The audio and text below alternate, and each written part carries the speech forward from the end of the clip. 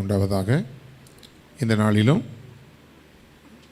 நம்முடைய வேத பாட வகுப்புக்கென்று நாம் தியானித்து கொண்டிருக்கிற ரோமர் 15வது அதிகாரத்தை எடுத்துக்கொள்வோம். 15வது அதிகாரம் 9, 10, 11 ஆகிய வசனங்களை நான் வேகமாக வாசிக்கிறேன். ரோமர் 15, 9, 10, 11. புறஜாதியாரும் இரக்கம் பெற்றதின் நிமித்தம் தேவனை மகிமைப்படுத்துகிறார்கள் என்று சொல்லுகிறேன். அந்தபடி இது நிமித்தம் நான் புறஜாதிகளுக்குள்ளே உம்மை அறிக்கை பண்ணி உம்முடைய நாமத்தை சொல்லி சங்கீதம் பாடுவேன் என்று எழுதியிருக்கிறது. மேலும் புறஜாதிகளே அவருடைய ஜனங்களோடே களி கூறுங்கள் என்கிறார். மேலும் புறஜாதிகளே எல்லோரும் கர்த்தரை துதியுங்கள், ஜனங்களே எல்லோரும் அவரை புகழுங்கள் என்றும் சொல்லுகிறார். ஹல்லேலூயா. என்ன சத்தத்தை காணோம்? நீங்கள் இப்படி வந்துருங்கம்மா, முடிஞ்ச வரைக்கும் முன்னாடி வந்துட்டீங்கன்னா நான் உங்கள் எல்லாரையுமே பார்த்து பேசுகிற மாதிரி இருக்கும். ஹல்லேலூயா. சத்தமா. புறஜாதியாரும் இரக்கம் பெற்றது நிமித்தமாய். அப்படின்னா புறஜாதிகள் இரக்கம் பெற்றிருக்கிறாங்க. அவர்கள் யார் அப்படின்னா முதலாவது நம்ம தான். ஆமென். இங்கே ஜாதிகள் என்று சொல்லும் பொழுது முதலாவது தேவன் சந்தித்த ஜனங்கள் யூத ஜனங்கள் தான். அப்போ அந்த யூத ஜனங்களுக்குள்ளே போனதான ரட்சிப்பு, அதற்கு பிறகு புறஜாதிகளும் இரக்கம் பெற்றார்கள் என்று பார்க்கிறோம். ஆண்டவர் இயேசு கிறிஸ்து இந்த பூமியிலே மனிதனாய் வாழ்ந்த காலத்திலேயே பல புறஜாதியார்கள் போய் ஆண்டவரை சந்திக்கிறதை பார்க்கிறோம். ஒரு 100க்கு அதிபதி போய் பார்க்கும் பொழுது அவனுடைய காரியத்தை குறித்து ஆண்டவர் சொல்கிறாரு, இஸ்ரவேலருக்குள்ளும் இப்படிப்பட்ட விசுவாசத்தை நான் பார்க்கவில்லை என்று சொல்கிறார். ஒரு கானானிய ஸ்திரீ தன்னுடைய மகளுக்காக வரும் பொழுது பிள்ளைகளுடைய அப்பத்தை எடுத்து நாய்க்குட்டிகளுக்கு போடுவது நியாயமல்லன்னு ஆண்டவர் சொல்லும்போது, உண்மைதான் ஆண்டவரே, நான் நாய்க்குட்டி தான், ஆனாலும் எஜமானுடைய மேஜையிலிருந்து விழக்கூடிய துணிக்கைகளை, அந்த பிரெட்டோடைய துண்டுகளை வந்து நாய்க்குட்டிகள் தின்னுமே, அப்படி உம்முடைய மேஜையிலிருந்து ஒரு சின்ன துண்டு நீர் சிதறவிட்டாலே எனக்கு அற்புதம் நடக்குமே என்று சொல்லி பார்க்கும்போது அவருடைய விசுவாசத்தை பார்த்து ஆண்டவர் ஆச்சரியப்படுகிறதை பார்க்கிறோம். தேவனுடைய பிள்ளைகளே, அப்போ புறஜாதியார்கள் மேல் இரக்கம் உண்டாயிருந்தது. ஆனால் ராஜ்யத்தின் புத்திரரோ புறம்பான இருளிலே தள்ளப்படுவார்கள் என்று வசனத்தில் நாம் பார்க்கிறோம். அப்போது அந்த ராஜ்யத்தின் புத்திரர் என்று சொல்லும்போது அன்னைக்கு யூதர்கள், இன்றைக்கு அவருடைய இரத்தத்தினாலே கழுவப்பட்டு அவரை ஏற்றுக்கொண்டு அவருடைய பிள்ளைகளாய், இன்றைக்கு அவருடைய ராஜ்யத்தின் பிள்ளைகளாய் இருக்கிறோம். நம்ம முதல்ல அதுக்காக கரங்களை உயர்த்தி அவர்களிலே சொல்லுவோமா? ஆமாம். ஆனால் அந்த ஸ்தானத்தை காத்து கொள்ளவில்லை என்றால், இப்போ பார்க்குறோம்ல, திடீர்னு பார்த்தா லஞ்ச ஒழிப்புத்துறை அதிகாரி போய் உள்ளே பூந்தார், கணக்கில் வராத பணம் இவ்வளவு பிடிபட்டது, அன்னைக்கோடு அவருடைய போஸ்டிங், அவருடைய தரம், அவருடைய தராதரம் எல்லாம் முடிஞ்சு போகுது. தன்னுடைய ஸ்தானத்தை காத்து கொள்ளாத ஒரு வாழ்க்கை. கர்த்தருடைய பிள்ளைகளை, அதாவது கூட்டை விட்டு அலைகிற குருவி எப்படி இருக்கிறதோ அதுபோல் தன்னுடைய ஸ்தானத்தை விட்டு அலைகிற மனுஷனும் அப்படி இருக்கிறான்னு சொல்லப்பட்டிருக்கிறது. அப்போ ஸ்தானத்தை விட்டு அலைகிறதுனால நம்முடைய ஸ்தானம் என்ன? தேவன் நமக்கு கொடுத்திருக்கிற ஸ்தானம் என்ன? நம்மை ராஜ்யத்தின் புத்திரராக வைத்திருக்கிறார். ஆனால் ராஜ்யத்தின் புத்திரருக்கும் புறம்பான இருளில் தள்ளப்படுகிற அனுபவம் உண்டு என்கிற பயம் நமக்கு இருந்தால் ஜாக்கிரதை உள்ளவர்களாக இருப்போம். நம்முடைய எண்ணங்களிலே, நம்முடைய சிந்தனைகளிலே, நம்முடைய பேச்சுகளிலே, நம்முடைய நோக்கங்களிலே, நம்முடைய நம்முடைய தெய்வீக குணங்களை நாம் வெளிப்படுத்துகிறவர்களாக இருக்கணும். இப்போ இன்றைக்கி காலையில் மார்னிங் ப்ரேயரில் கூட நமக்கு கர்த்தர் அநேக காரியங்களை குறித்து பேசினார். நேற்று மார்னிங் ப்ரேயரில் அநேக காரியங்களை குறித்து கர்த்தர் பேசினார். அந்த கனிகள் நமக்குள்ளே காணப்பட வேண்டும். அந்தகார கிரியைகள் நம்மகிட்ட காணப்படக்கூடாது. அப்போ வெளிச்சத்தில் நடக்கிறோம் என்று சொல்லியும் நாம் பிரமாணத்தின்படி நடக்கலைன்னு சொன்னால் நாம் பொய் சொல்லுகிறவர்களாக இருப்போம் என்றெல்லாம் வசனத்தை தியானித்தோம். கர்த்தருடைய பிள்ளைகளே, அப்படி இருக்கும் பொழுது ராஜ்யத்தின் புத்திரர் என்கிற ஸ்தானத்தை தேவன் நமக்கு கொடுத்திருக்கிறார். அந்த ராஜ்யத்தின் புத்திரருடைய ஸ்தானத்தை காத்து கொள்ளாதவர்கள் புறம்பான இருளிலே தள்ளப்படுகிறதையும், இஸ்ரவேலருக்குள்ளும் இப்படிப்பட்ட விசுவாசத்தை நான் பார்க்கவில்லை என்று சொல்லி புறஜாதிகள் கர்த்தரை மகிமைப்படுத்துகிறதையும் நாம் பார்க்கிறோம். புறஜாதிகள் மூலமாக தேவன் மகிமைப்படுகிறதை பார்க்கிறோம். இப்போ அந்த பழைய சரித்திரத்தெல்லாம் எடுத்து தான் இங்கே ரோமருக்கு எழுதும்போது அவர் சொல்கிறாரு, புறஜாதியாரும் இரக்கம் பெற்றது நிமித்தமாய் தேவனை மகிமைப்படுத்துகிறார்கள் என்றும் சொல்லுகிறேன். அந்தபடி இது நிமித்தம் நான் புறஜாதிகளுக்குள்ளே உம்மை அறிக்கை பண்ணி. அப்போது புறஜாதிகள் இரக்கம் பெற்றார்கள், அவர்கள் தேவனை மகிமைப்படுத்துகிறார்கள். அப்படியானால் புறஜாதிகளுக்குள்ளும் ரட்சிப்பு இருக்கிறதை கண்டு, இப்போது பவுல் வந்து புறஜாதிகளுக்கு சுவிசேஷம் அறிவிக்கும்படியாக அவன் கடந்து போனவன். பேதுரு யூதர்களுக்குள்ளே மாத்திரம் என்ன செஞ்சான்? சுவிசேஷத்தை அறிவித்து கொண்டிருந்தான். ஒரு குறிப்பிட்ட இடத்துல பார்க்கும்போது புறஜாதிகளை பார்க்கும் பொழுதும் யூதர்களை பார்க்கும்போது கொஞ்சம் மாயம் பண்ணினான் என்று சொல்லி பேதுரு அவனை கடிந்து கொள்கிறான். அப்போ தான் நம்ம ஒரு துப்பட்டியில் வந்து அருவருப்பான மிருகங்கள் வந்து இறங்குகிறதை பார்க்கும்போது, ஆண்டவரே இப்படிப்பட்ட தீட்டுள்ளது ஒன்றும் எனக்குள்ளே போனது இல்லையே அப்படின்னு சொல்லும்போது, தேவன் பரிசுத்தப்படுத்தினதை நீ தீட்டு என்று எண்ணாதே என்கிற வார்த்தையை சொல்லுகிறார். அப்படியானால் தேவன் வந்து புறஜாதிகள் வேறு வேறு மார்க்கத்தில் அவங்க போயிருந்தாலும் அவர்களையும் தேவன் பரிசுத்தப்படுத்த விரும்பும் பொழுது அவர்களுக்கு சேர வேண்டிய சுவிசேஷம், அவர்களுக்கு சேர வேண்டிய பரிசுத்த பாதை, நித்திய ஜீவனுக்குரிய பாதை போகிறதை நீ தடை பண்ணாத. அல்லேலூயா. கொர்நேலியு அவன் யூத குலத்தான் கிடையாது. அவனுடைய வீட்டில் இருக்கிற விசுவாசத்தை பார்க்கும் பொழுது ஆச்சரியப்பட்டாங்க. அப்போ அவனும் யூத மார்க்கத்தை அமைந்தவனாய் மாறுகிறான் என்கிறதை பார்க்கிறோம். கர்த்தருடைய பிள்ளைகளே, அப்போ புறஜாதிகள் தேவனை மகிமைப்படுத்துகிறார்கள் என்று சொல்லி பார்க்கும்போது, அதாவது எல்லாருக்குள்ளேயுமே ஒரு ஜாதி பெருமைன்னு ஒரு விஷயம் இருக்குது.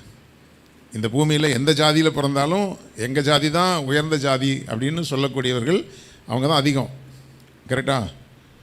யாரை கேளுங்க, அந்த ஜாதிக்காரனா நீ கேட்டு பாருங்க, யாருங்க அந்த ஜாதிக்கார பயலா அப்படின்னு சொல்லுவாங்க. அந்த ஜாதிக்கார பையிட்ட போய் கேட்டால் இந்த ஜாதிக்கார பையில என்ன சொல்லுவான்? ஐயோ அந்த ஜாதிக்கார பையிலெல்லாம் இப்படின்னுவாங்க. நான் கேட்குறேன், அப்போ யார் தான் உயர்ந்த ஜாதி? அல்லேலூயா. ஆமாம், இட்டார் பெரியார் இடாதார் இலிகுலத்தார்னு நம்ம பார்த்தபடி, அப்போது நம்முடைய கணிப்பின்படி அல்ல. அதைத்தான் இங்கே வந்து இதே ரோமரில் 2:28 நம்ம ஏற்கனவே முந்தி தியானித்த வசனம் தான். 2:28-29 பார்க்கும்போது, ஆதலால் புறம்பாக யூதனானவன் யூதன் அல்ல, புறம்பாக மாம்சத்தில் செயல்படும் விருத்த சேதனமும் செய்யப்படும் விருத்த சேதனம் அல்ல, உள்ளத்தில் யூதனானவனே யூதன், எழுத்தின்படி உண்டாகாமல் ஆவியின்படி இருதயத்தில் உண்டாகும் விருத்த சேதனமே விருத்த சேதனம். இப்படிப்பட்டவனுக்குரிய புகழ்ச்சி மனுஷராலே அல்ல தேவனாலே உண்டாகி இருக்கிறது. அப்போ யார் உயர்ந்த குலம், யார் யூத குலம், யார் யூத குலம் இல்லைன்னு சொன்னால், நான் யூத குலத்தில் பிறந்ததுனால நான் யூத குலம் அல்ல.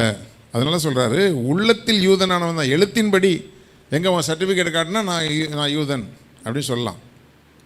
உதாரணத்துக்கு அமெரிக்காவில் குடியேறினவர்களில் கிட்டத்தட்ட 90% மேற்பட்டவர்கள் யார்? யூதர்கள் தான் குடியேறினாங்க. ஆனால் இன்றைக்கி அவங்க யூதர்களாக இருக்காங்களா? அவங்க யெகோவா தெய்வத்தை தான் ஆராதிக்கிறாங்களா? உலகத்தில் உள்ள அத்தனை குப்பை கூலத்தெல்லாம் ஆராதிக்கிறாங்க, யெகோவா தெய்வத்தை மட்டும் விட்டுட்டாங்க. ஒரு காலத்தில் அமெரிக்க பாராளுமன்றத்தில் வேத புஸ்தகத்தை வாசித்து தான் அங்கே பாராளுமன்றமே ஆரம்பமானது. இன்றைக்கி வேத புஸ்தகம் அங்கே புறக்கணிக்கப்பட்டது. வேதத்தில் எதெல்லாம் அருவருப்பு என்று சொல்லப்பட்டிருக்கிறதோ அத்தனையும் அங்கீகரிக்கப்பட்டிருக்கிறது. அப்போது அன்னைக்கு அவர்கள் யூத குலமாக தான் வந்தாங்க, இன்றைக்கி அவர்கள் என்னவா மாறிட்டாங்க? புறஜாதிகளாக மாறி போனாங்க. அதனால் இன்னைக்கு எனக்கு இருக்கிற விசுவாசத்தினுடைய அந்த ஸ்தானம், ராஜ்யத்தின் புத்திரர் என்கிற அந்த ஸ்தானம், அதை நீங்கள் பராமரிக்கலைன்னா, அதை சரியாக மெயின்டைன் பண்ணிக்கலைன்னு சொன்னால், எப்படி ஒரு ஆழமான ஒரு குளத்திலேயோ குட்டையிலையோ குப்பைகள் சேர சேர சேர அதனுடைய ஆழம் குறைந்து போகிறதோ, ஆழம் குறையிறது எப்போவுமே தெரியாது. புரியுதா? சில நேரத்தில் சில காமெடி வீடியோலாம் போடுவாங்க, வேகமாக ஓடி போய் குதிப்பாங்க, ஆழமாக இருக்கிற மாதிரி குதிப்பாங்க, பார்த்தா அது முட்டளவு தண்ணி கூட இருக்காது. புரியுதா? அப்போ குதிக்கும்போது கால் உடைஞ்சி போகும். ஒருவேளை அவங்க யோசிச்சிருக்கலாம், நான் ஒரு 5 வருஷத்துக்கு முன்னாடி வரும்போது இங்கே தான் குதித்து விளையாண்டேன், ஆனால் இன்றைக்கி போய் குதிச்சா அன்னைக்கு இருந்த ஆழம் இன்றைக்கி இல்லை, மேலே தண்ணி கிடக்குது. மேலே பார்த்தா அல்லேலூயா ஸ்தோத்திரம், ஆமென் அல்லேலூயா ஸ்தோத்திரம் ஸ்தோத்திரம் ஸ்தோத்திரம். ஆனால் உள்ள குப்பையும் கூலமுமா இருந்தால் அங்கே அன்பின் ஆழம் இருக்காது. அல்லேலூயா. ஆமாம், நாம் எல்லாம் சினிமா நடிகர்கள் அல்ல, அப்படி தானே? அப்படியே உருக்கமாக பாடி ஆண்டவரே கர்த்தாவே அப்படின்லாம் நிறைய பேர் பார்த்துருக்கேன். அதனால் சொல்கிறேன், அது இங்கேருந்து வரணும். அல்லேலூயா. பவுலும் பிசாசு துரத்துனார், இன்னொரு கூட்டமும் பிசாசு துரத்துச்சு. அவர்கள் வந்து பார்த்தாங்க, இவ்வளோதானா, இயேசுவின் நாமத்தில் போனால் போகுது, அவ்வளோதானே அப்படின்னு போய் இயேசுவின் நாமத்தில் போனால் அந்த மொத்த பிசாசம் அவங்கள பிடிச்சிட்டு என்ன சொல்லிச்சு? பவுலையும் அவங்க எப்படி சொன்னாங்க பாருங்க, பவுல் அறிவிக்கிற இயேசுவின் நாமத்தினால. அப்போது பவுலுக்கு இயேசுவோட நேரடி கனெக்ஷன் இருக்குது. இப்போது இவர் இன்னொரு மீடியேட்டரை சேர்க்குறாரு. பவுல் அறிவிக்கிற, அப்போ இவர் அறிவிக்கலை அப்படின்னா என்ன அர்த்தம்னா, யாருடைய ஜெபத்திலேயோ அப்படியே ஒட்டிக்கிட்டு தொங்கிக்கிட்டு இருக்குது இந்த ஆள். நேரடியாக தேவனோடு உள்ள உறவில் இந்த ஆள் இல்லை. அப்போ அங்கே போய் இயேசுவின் நாமத்தில் போன்னு சொன்னால் அங்கே பவுலையும் தெரியும், ஏன்னா இயேசுவையும் தெரியும். நீ யாரா அப்படின்னு கேட்டு வஸ்திரம் இல்லாதவனா அனுப்பி விட்டுச்சின்னு பார்க்குறோம். அப்போ புரியுதா? அந்த அன்பு பேரை சொல்கிற எல்லாருக்குள்ளேயும் இருக்கிறது இல்லை. அப்போது நாம் பேரை சொல்கிறோம். யார் பேரை சொல்கிறோம்? ஆண்டவருடைய பேரை சொல்கிறோம். நீங்கள் எல்லாம் யார்? நாங்களும் ஏசப்பா பிள்ளைங்க. ஏசப்பா எங்கே இருக்கார்? உள்ளத்தில் இருக்கிறார். அல்லேலூயா. ஆனால் என்னென்னா, அது ஒன்று மட்டும் ஸ்கேனில் தெரிய மாட்டேங்குதுங்க. அது மட்டும் தெரியறதா இருந்துச்சுன்னு வச்சுக்கோங்களேன், வந்த உடனே வாசலில் ஒரு ஸ்கேன் அப்படி நின்று பார்த்து ஏசு உள்ளே இருக்கார் உள்ளவா அப்படின்னு சொன்னால் எத்தனை பேருக்கு தேவன் அலோவ் பண்ணுவார்னு தெரியாது. அதனால் தேவன் மறைச்சி வச்சுருக்கார். சில பேருக்குள்ளே ஆண்டவர் வர்றாரு போகிறாரு. சில நேரத்தில் அவருக்கு வரணும்னு ஆசையாக இருக்குது, வாசலில் நிற்கிறாரு. அவரும் சொல்லிட்டாரு வாசல் படியில் நின்று அவர் 20 வருஷமாக தட்டிக்கிட்டு தான் இருக்கார். எத்தனை பேர் உள்ளே கூப்பிட்ருக்குறோம், எத்தனை பேர் அவரோடு கூட போஜனம் பண்ணுகிறோம். அல்லேலூயா. அந்த உறவை தான் தேவன் எதிர்பார்க்கிறார். அப்போது அப்படி இல்லாததுனாலே உள்ளத்தால் யூதன் இல்லாமல் எழுத்தின்படி யூதனாக இருந்து ரோம சபையில் உள்ள பிரச்சனையே அதுதான். ஏன்னா நாங்கள் யூதக்குள், அதாவது நான் ஆரம்பத்தில் ரோம சபையினுடைய ஹிஸ்ட்ரியை நான் உங்களுக்கு எடுத்திருக்கிறேன். அதாவது மற்ற சபைகளைப் போல வேறு யாரோ ஒரு ஊழியக்காரர் ஆரம்பித்த சபை அல்ல ரோம சபை. பவுல் ஒவ்வொரு சபைகளாக விசிட் பண்ணிட்டு வரும்போது ரோமாபுரியில் ஒரு சபை இருக்குதுன்னு ஒரு கேள்விப்பட்டு உள்ளே பார்க்குறாரு. நல்ல பெரிய சபையாக இருக்கிறது. அன்றைக்கு பெந்தைக்கோஸ்தே நாளிலே நடந்ததான அற்புதத்தை கண்டு அங்கே விசுவாசிகள் ஆனவர்கள் அந்த விசுவாசிகளாகவே கூடி ஆராதித்து கொண்டிருக்கிறார்கள். அங்கே ஊழியக்காரர்கள் இல்லை, ஆனால் பெரிய சபையாக இருக்கிறது. இந்த இடைப்பட்ட காலங்களில் நடந்திருக்கிற சம்பவம் என்னன்னு பார்த்தா, யூதர்கள் எல்லாம் உள்ளே போய் அவங்களுடைய டாமினேஷன் அங்கே அதிகமாக இருக்குது. ஏன்னா யூதர் யார்? இயேசு கிறிஸ்து யார்? எங்கள் ஜாதி சேர்ந்தவர். புரியுதா? இவங்க எல்லாமே அதில் ஒரு கணக்கு போட்டுருவாங்க பாருங்கள். காமராஜர் எங்கள் ஜாதிக்கு சேர்ந்தவர், அண்ணாதுரை எங்கள் ஜாதியை சேர்ந்தவர், எம்ஜிஆர் எங்கள், இதெல்லாம் அவர் சொன்னார் நம்மக்கிட்ட அல்லேலூயா. ஒரு உலக பிரகாரமாக ஒரு தலைவரே ஒருத்தருக்கு சொந்தம் இல்லை என்று சொன்னால், உலகத்துக்கே தலைவராக இருக்கக்கூடியவர் ஒரு குறிப்பிட்ட நபருக்கு சொந்தமாக இருக்க முடியுமா? அப்போ யூதர்களுடைய டாமினேஷன் உள்ளே போய் அவங்க சொல்கிறாங்க, நாங்கள் தான் இயேசுடைய கோத்திரம் குளத்தில் வந்தவங்க, அதனால் ஆண்டவர் எங்களுக்கு தான் முக்கிய ஸ்தானத்தை கொடுப்பாரு அப்படின்னு உள்ளுக்குள்ளே ஒரு டாமினேஷன் நடக்குது. அங்கே கிரேக்கர்களுக்கும் யூதர்களுக்கும் ஒரு பெரிய வாக்குவாதமான சூழ்நிலைகள் நடக்கும்போது பவுல் அங்கே போய் விசிட் பண்ண போகிறாரு. சபையை பார்த்தா பெரிய சபையாக தான் இருக்குது, உள்ளுக்குள்ளே பல குழப்பங்கள் இருக்குது. அதுக்கு தான் இந்த வார்த்தைகள் எல்லாம் அங்கே எழுதிட்டு வர்றார். புறம்பாக யூதனானவன் யூதன் அல்லங்கிறார். நீ அங்கே டாமினேட் பண்ணிகிட்டு இருக்கிற எல்லாத்தையும், நீ புறம்பாக வெறும் யூத குலத்தில் பிறந்ததுனால நீ தேவனுக்கு பிரியமானவன் அல்ல. அப்போது புறஜாதிகளையும் தேவன் அவர்களும் இரக்கம் பெற்றிருக்கிறார்கள்னு சொல்லி 15ஆம் அதிகாரத்தில் எழுதுகிறார். அப்போ அப்படி இரக்கம் பெற்றிருக்கிறாங்கன்னு சொன்னால் தேவனிடத்திலே பட்சபாதம் இல்லை என்பதை அங்கே சொல்கிறார்.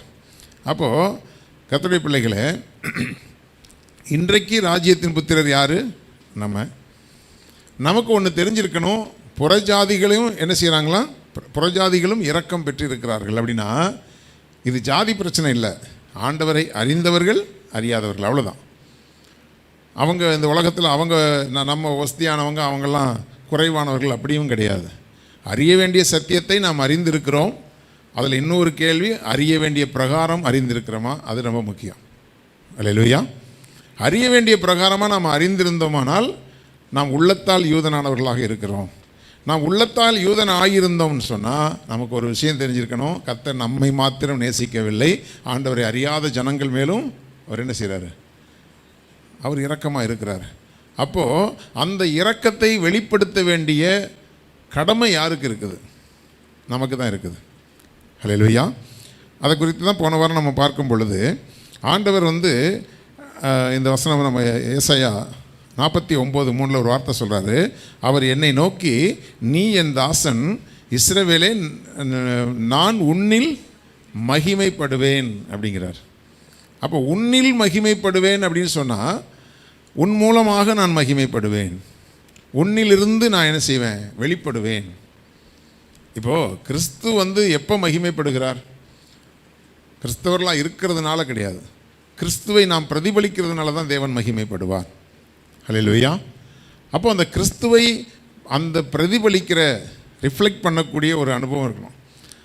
தேவன் நான் உன்னில் மகிமைப்படுவேன்னு சொன்னால், அதாவது எனக்கு தெரிஞ்சு நான் ரட்சிக்கப்பட்ட ஆரம்பத்தில் ஒரு சகோதரி இந்த ஜெபத்தை சொன்னது ஞாபகம் இருக்குது. நானும் அடிக்கடி அதுக்கப்புறம் சொல்கிறது உண்டு. ஆண்டவரே, என்னை பார்க்கிறவர்கள் எனக்குள் இருக்கிற உம்மை பார்க்க வேண்டும். சொல்லுங்களேன். என்னை பார்க்கிறவர்கள் எனக்குள் இருக்கிற இயேசுவை பார்க்க வேண்டும். உண்மையாகவே இவங்க கிறிஸ்தவங்கன்னு அவங்க உள்ளத்திலிருந்து சாட்சி சொல்லணும். புரியுதா? அப்போது நம்ம பார்த்து யாராவது சொல்கிறாங்களா, நீங்களாம் ஏங்க சர்ச்சுக்கு போகிறீங்க அப்படின்னு சொல்கிறாங்களா? சொன்னாங்கன்னா கொஞ்சம் யோசிக்கணும். நான் சர்ச்சுக்கு போவேன், சர்ச்சுக்கு போக மாட்டேன். அதாவது ஒரு ஒரு ஐயர், பேர் கிறிஸ்தவ சபையில் உள்ள ஒரு ஐயர், கன்னியாகுமரி பக்கம் உள்ளவர், ரொம்ப டீப்பாக உள்ள ரொம்ப ரிமோட் ஏரியாவில் நடந்த ஒரு சம்பவம்னு சொன்னாங்க. ஆல் நைட் ப்ரேயர் நடத்தியிருந்தாராம். அங்கெல்லாம் நல்லா கொஞ்சம் குளிராக இருக்கும். விடிய காலம் 2:30 ஆகிப்போச்சு. அவர் என்ன பண்ணியிருக்காரு, நல்லா ஜனங்களை நல்லா ஆராதிக்க விட்டுருக்கார். அங்கெல்லாம் எந்த கட்டுப்பாடுகளும் கிடையாது. அவர் என்ன பண்ணார், நைட்டு ரொம்ப குளிராக இருக்குன்னு சொல்லி பின்னாடி போயிட்டு வந்திருக்கிறார். அவர் பின்னாடி போயிட்டு திருப்பி கண்டினியூ பண்ண வரும்போது முன்னாடி ஒரு பேய் ஆட ஆரம்பிச்சிருச்சு. அது பயங்கரமாக கடந்து அலப்பறை பண்ணுது. இவர் நேராக போய் இயேசுவின் நாமத்தில் போனா, உம்மை பற்றி எனக்கு தெரியாதா, பின்னாடி போய் சுருட்டு குடிச்சிட்டு வந்தீர்ல அப்படின்னுச்சான். நான் சொல்கிறது புரியலையோ? பின்னாடி போய் சுருட்டு பிடிச்சிட்டு வந்தீர்ல அப்படின்னு. அவர் சொல்கிறாரான், நான் சுருட்டுனா பிடிப்பேன், எதுனா பிடிப்பேன், நீ போ.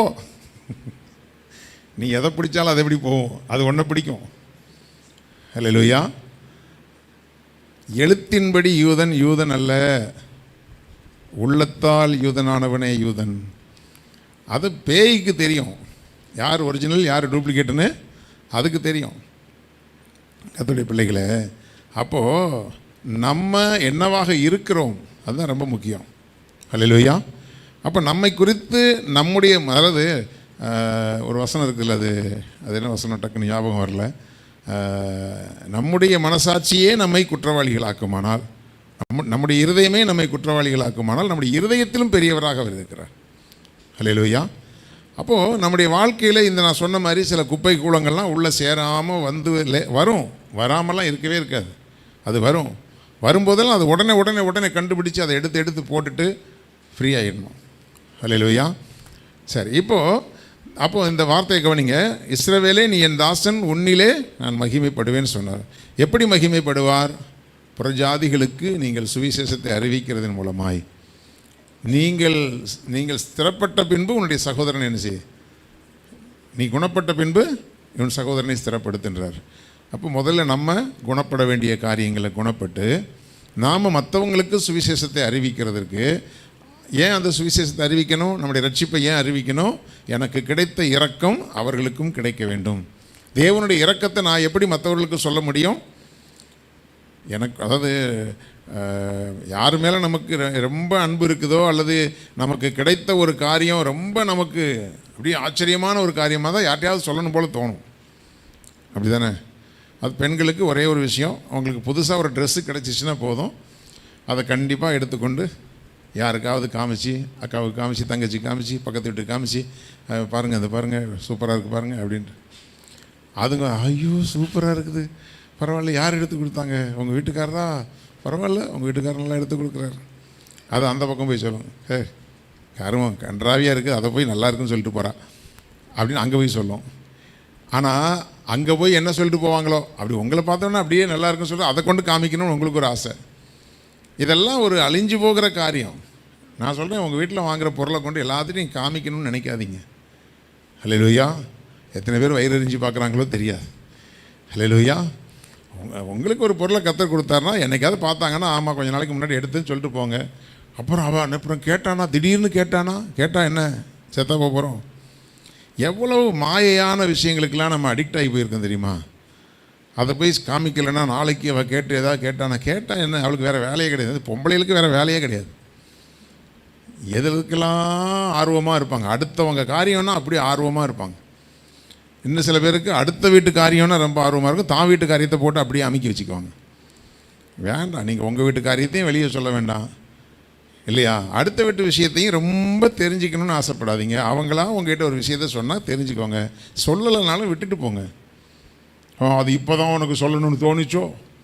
அட பாவிகளா, உங்களெல்லாம் கொண்டு வந்து என்ன செய்யணும் தெரில. உங்களைன்னா நான் உங்களை சொல்லலை, இந்த மாதிரி ஆட்களை சொல்கிறேன். நீங்கள் எதுக்கு என்ன முறைக்கிறீங்க? ஹல்லேலூயா. இது இல்லாமல் நம்ம பிரச்சனை. ஹல்லேலூயா. தேசம் அழிவை நோக்கி போய்கிட்டு இருக்குது. பாவமும் அக்கிரமமும் பெருக்கெடுத்து ஓடிட்டுருக்குது. நேற்று ஒருத்தன் தலைமையில் ஒரு பெரிய ஒரு கோஷ்டி, ஒரு 500 பேருக்கு மேலே நின்று கையில் கத்தியை வச்சுட்டு காவி ட்ரெஸ்ஸை போட்டுட்டு இந்த இந்திய தேசத்தில் இருக்கிற கிறிஸ்தவர்கள் எல்லாம் நம்ம வெட்டி கொல்லணும், 5000 பேரையாவது தீர்த்து கட்டணும்னு அவங்க உட்காந்து சபதம் எடுக்கிறாங்க. ஆளுக்கு ஒரு கத்தியை கையில் வச்சுக்கிட்டு. இப்படியெல்லாம் தேசம் போய்கிட்டு இருக்குது. நமக்கு அந்த புடவையை கேட்டேன், இந்த புடவை வாங்கி கொடுத்தாங்களே, இவ்வளோவில் கேட்டேன், அவ்வளோ வாங்கி கொடுத்தாங்க. நம்மளுடைய மொத்தமாக நம்மளை போட்டு தள்ளனா இப்போ இந்த புடவெல்லாம் எங்கே போகும்? ஹல்லேலூயா. இதெல்லாம் ஒரு கவலைன்னு சொல்லி இதெல்லாம் போட்டு மண்டையில் போட்டு உருட்டிகிட்டு இருக்காம மேலானவைகளை நாடுங்கள். ஆமென். அப்போது எனக்கு கிடைத்திருக்கிற ரட்சிப்பினுடைய மேன்மை, என் மூலம் தேவன் மகிமைப்பட்டிருக்கிறார், அல்லது எனக்குள்ளே தேவன் மகிமைப்பட்டிருக்கிறார், என் மூலம் தேவன் மகிமைப்பட வேண்டும். அப்போ புறஜாதிகளுக்கு அந்த இரக்கத்தை நான் சொல்ல வேண்டிய கடமை எனக்கு இருக்கிறது. புறஜாதிகளும் அந்த இரக்கத்துக்குள்ளே வர வேண்டுமானால் நான் என்ன செய்யணும்? தேவன் என்னில் மகிமைப்பட வேண்டும். என்னில் எப்படி மகிமைப்படுவார்? நான் சுவிசேஷத்தை அறிவிக்கும் பொழுது தான் ஆண்டவர் மகிமைப்படுவார். சரி, அதற்காக தேவன் என்ன செஞ்சிருக்கிறாரு? அதில் ஒரு வசன பகுதியில் முதல் பகுதி நம்ம பார்த்தோம். அதற்காக நாம் தேவனை மகிமைப்படுத்துவதற்காக தேவன் செய்திருக்கிற ஒரு காரியத்தை இங்கே ஏசாயா 49:2 அவர் சொல்கிறாரு. அவர் என் வாயை கூர்மையான பட்டயமாக்கி தமது கரத்தின் நிழலினால் என்னை மறைத்து என்னை துலக்கமான அம்பாக்கி என்னை தமது அம்பராத்தூணியிலே மூடி வைத்தார். நல்லா புரிஞ்சுக்கோங்க. கர்த்தர் நம்ம ஒரு காரியத்துக்காக ஆயத்தப்படுத்தி வைத்திருக்கிறார். கிட்டத்தட்ட ஒரு பட்டறையில் நடக்கக்கூடிய வேலை, ஒரு இரும்பு பட்டறையில் நடக்கக்கூடிய வேலையை கர்த்தர் நமக்கு செஞ்சுருக்கார். நான் அடிக்கடி சொல்லுவேன், சபை ஒரு காயலான் கடை. அல்லேலூயா. சபை என்னது? ஒரு காயலாங்கடை. உலகம் வேண்டான்னு தூக்கி போடுற பொருளெல்லாம் இங்கே வரும். தாவீதோடு கூட இருந்தவர்கள், கடன்பட்டவர்களும் ஒடுக்கப்பட்டவர்களும் இல்லையா, வாழ்க்கையே நொந்து போகிற ஆட்கள் இங்கே வருவாங்க. யாராவது நல்ல வசதியான ஆட்கள்லாம் சபைக்கு வராங்களா? கிடையாது. உலகம் கண்டவனு ஒதுக்கி தள்ளின ஆட்கள் எங்கள் பாஸ்டர் அடிக்கடி சொல்லுவார், எனக்கு இருக்கிற ஞானத்துக்கு என்னை கொண்டு ஒரு கம்பெனியில் வச்சா ஒரே நாளில் திவாலாக்கிடுவேன். ஹல்லேலூயா. எனக்கு இருக்கிற படிப்பு அந்தஸ்துக்கு ஒரு கம்பெனிக்கு பியூனாக கூட என்னை ஒரு வேலையும் சேர்த்துக்க மாட்டான். ஆனால் நாங்கள் முன்னாடி உட்காந்து பேசினா ஞானிகளும் கல்விமான்களும் என்ன செய்கிறாங்க? கேட்க வைத்திருக்கிறார். காரணம், அவர் என்னுடைய வாயை கூர்மையான பட்டயமாக்கி இருக்கிறார். ஹல்லேலூயா. அப்போது தேவன் நம்ம கொண்டு ஒரு காயலாங்கடையில் காண வேண்டாத பொருட்கள் எல்லாம், அதாவது இந்த சபை ஆரம்பிக்கும் பொழுது முக்கால்வாசி இல்லை 100% காயலாங்கடை பொருள் தான் இருந்துச்சு. ஹல்லேலூயா. ஏன்னா ஒன்றுக்கும் வழி கிடையாது. சபை ஆரம்பிக்கும் போது அதுதான் சூழ்நிலை. முன்னாடி இந்த புல்பீட்டில் ஒரு கருப்பு கலரில் ஒரு மேட்டு ஒன்று போட்டிருந்தோம். அப்போ கொஞ்சம் சின்னதாக வச்சுருந்தோம். இப்போ கொஞ்சம் ஆல்ட்ரேஷன் பண்ணியிருக்கிறோம். அது எங்கேயோ, அதாவது ஒரு சின்ன மேட்டு வாங்க கூட காசு கிடையாது. அப்போது அது எங்கே கிடந்தது? எங்கேயோ ஒரு ஷூட்டிங்கில் காலுக்குள்ளே போட்டு மிதித்து ஆட்கள் நடமாடுறதுக்கு பயன்படுத்தின ஒரு மேட்டு. இப்போது அந்த மேட்டை எடுத்து கொண்டு அதுக்கப்புறம் அதை போட்டு தூசி தட்டி அதை க்ளீன் பண்ணி அதை பலமுறை நான் அலசி, ஏன்னா புல்பீட்டில் பயன்படுத்த போகிறோமே, அதை பலமுறை சோப்பு போட்டு கழுவி நானே பர்சனலாக அதுக்கு கேர் எடுத்து அதில் எந்த ஒரு அழுக்கும் இல்லாமல் சுத்திகரித்து அதுக்கப்புறம் கொண்டு நானே இது மேலே அடித்து விரித்து வச்சுருந்து பைபிளை வச்சு பிரசங்கம் பண்ணியிருக்கிறேன். இப்போ அந்த மேட்டுக்கு வந்த வாழ்வு பார்த்தீங்களா? எங்கேயோ கிடந்து எத்தனையோ பேர் காலில் மிதிபட்டு அதில் எத்தனை பேர் காரி துப்புனானோ தெரியாது, எவ்வளோ தண்ணி ஊற்றுனானோ, குழம்பு ஊற்றுனானோ, எண்ணத்தை ஊற்றுனானோ தெரியாது. அப்படி கிடந்து குப்பையில் கிடந்த ஒன்று வந்து தேவனுடைய பீடத்தில் வந்து உட்காந்து ஒரு பிரசங்க பீடத்தை அலங்கரிக்கக்கூடிய அளவுக்கு அதை நாம் செய்ய முடியுமானால் இதை பார்க்கிலும் அதிகமாய் தேவன் நம்மை கொண்டு வந்திருக்கிறார். அல்லேலூயா. உலகத்தில் மொத்தத்துக்கு புறக்கணிக்கப்பட்டு எனக்கு ஒரு குறிப்பிட்ட காலகட்டம் வரைக்கும் நான் ஏதாவது பேசினா அவன் ஒரு கிறுக்கு பைய, அவன் ஒரு லூசு பைய, நான் வாங்கின பட்ட பேர்லாம் நான் வாங்கின டிகிரிலாம் அதுதான், அவன் ஒரு கிறுக்கு பையன் என்னத்தையாவது வளரிக்கிட்டு இருப்பான், அவன் ஒரு லூசு பையன் என்னத்தையாவது வளரிக்கிட்டு இருப்பான், அப்படி தான் பேர் வாங்கியிருக்கிறேன். ஆனால் இந்த லூசு பையில், இந்த கிறுக்கு பையில், ஹல்லேலூயா, அவர் என்னுடைய வாயை கூர்மையான பட்டயமாக்கி இன்றைக்கி கர்த்தருடைய கிருபையினால் என்னிடத்தில் ஆலோசனை கேட்க ஆசைப்படுகிறவர்கள் அநேகர் உண்டு. அந்த அளவுக்கு என்னுடைய வாயை கூர்மையான பட்டயமாய் தேவன் மாற்றி இருக்கிறார் என்றால், கர்த்தருடைய பிள்ளைகளே, உங்கள் மூலமாகவும் தேவன் மகிமைப்படுகிறதற்கு நீங்கள் யோசிக்கலாம், நான் போய் எப்படி ஆண்டவருடைய வார்த்தையை சொல்கிறது? நான் போய் சொன்னால் யார் கேட்பாங்க? நிச்சயமாக நம்ம சொன்னால் கேட்க மாட்டாங்க. அவர் உங்கள் வாயை செதுக்கி இருந்தாருன்னா சரியாக இருக்கும். இல்லையா?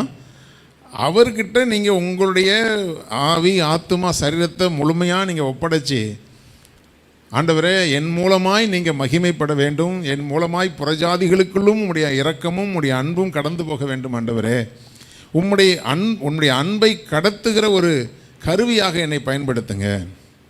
அல்லேலூயா. அதாவது எலக்ட்ரானிக்ஸ் படிச்சுக்கிறதுனால தெரியும். அதாவது மின்சாரத்தை கடத்தும் பொருள், மின்சாரத்தை கடத்தாத பொருட்கள்னு இருக்குது. மெட்டல் வந்து என்ன செய்யும்? மின்சாரத்தை கடத்தும். மரப்பலகை வந்து என்ன செய்யாது? மின்சாரத்தை கடத்தாது. அப்போ இங்கே வைக்கிற கரண்ட்டை இங்கே பாஸ் ஆகணும்னா அதுக்குரிய ஒரு மெட்டீரியலாக அது இருக்கணும். கரெக்டா? இப்போ நீங்கள் வந்து என்னவா இருக்கிறீங்க? பரலோகத்திலேருந்து ஒரு கரண்ட் வந்து உங்கள் மேலே பட்டா நீங்கள் மின்சாரத்தை கடத்தும் பொருளாக இருக்கிறீங்களா, கடத்தாத பொருளாக இருக்கிறீங்களா? ஆண்டவருடைய அன்பை கடத்தும் பொருளாக இருக்கிறீங்களா? நீங்கள் மரக்கட்டையாக இருந்தீங்கன்னா கடத்த மாட்டீங்க. மர மண்டைன்னு சொல்லுவாங்கள்ல. இல்லையா? ஒரு அதுக்கு தான் அப்படி சொன்னாங்களான்னு தெரில.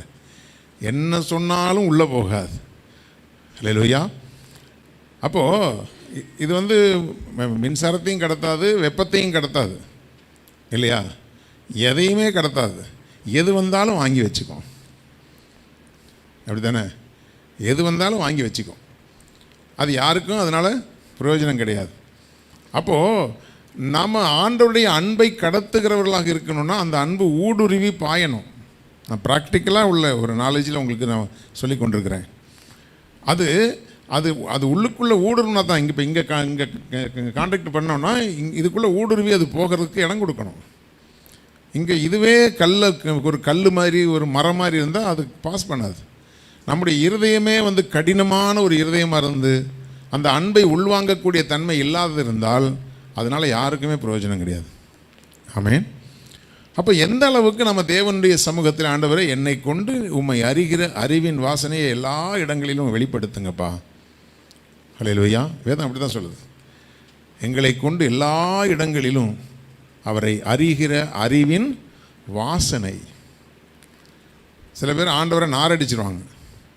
பண்ணுற வேலையில் ஆண்டவருடைய நாமத்தையே நாரடிச்சிருவாங்க. ஆனால் சில பேருடைய வாழ்க்கையில் ஆண்டவர் அவங்களுக்குள்ளே வந்ததுனால அவங்க மூலமாக ஆண்டவரை அறிகிற அறிவின் வாசனை வெளிப்படும். அந்த அறிகிற அறிவின் வாசனை வெளிப்படும் போது அவங்களே கேட்பாங்க, ஆண்டவர் மாதிரி ரட்சிக்கப்படுவதற்கு நான் என்ன செய்யணும்?